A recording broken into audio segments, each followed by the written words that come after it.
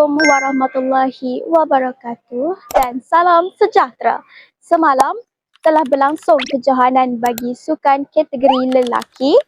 Pada hari ini saya membuat liputan bagi kejohanan sukan sekolah-sekolah menengah agama Yayasan Islam Kelantan Zon 5 Bacok 2026 bagi kategori perempuan. Sebanyak 4 permainan dipertandingkan iaitu bola jaring, bola tampar, pingpong dan badminton.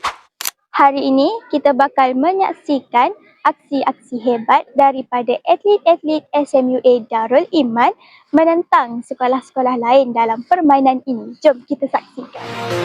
Yeah, you can be the greatest, you can be the best, you can be the King Kong banging on your chest. You can beat the world, you can beat the war, you can talk to God. Sekarang telah berlangsung acara perlawanan bola tampar. Jom kita saksikan. You can throw your hands up, you can beat the clock, you can move a mountain, you can break rocks. You could be a master, don't wait for luck. Dedicate yourself and you go find yourself. Standing in the Hall of Fame, Yeah. and the world's gonna know your name. Sekarang berlangsungnya acara permainan pingpong. Jom kita saksikan.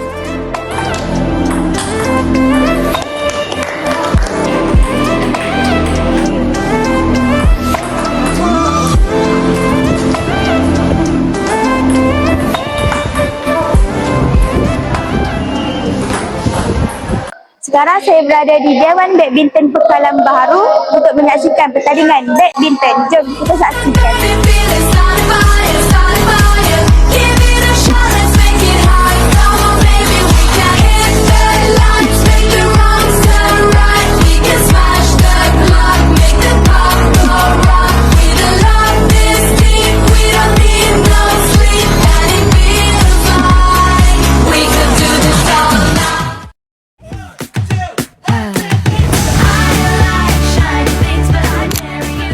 Sekarang saya berada di kort bola jaring Ma'had Amir Indra Petra bagi menyaksikan perlawanan antara SMUA Darul Iman dan SMUA Al-Hidayah Islamiyah.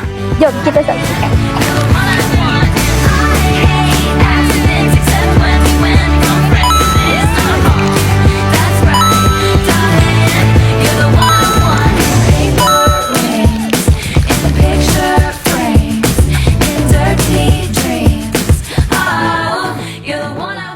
Sekarang saya bersama pemain bola jaring SMUA Darul Iman. Bagaimana permainan hari ini? Permainan hari ini sangat sengit di antara pasukan Maib menentang pasukan Semudi, dan pasukan Semudi berjaya mendapat tempat kedua.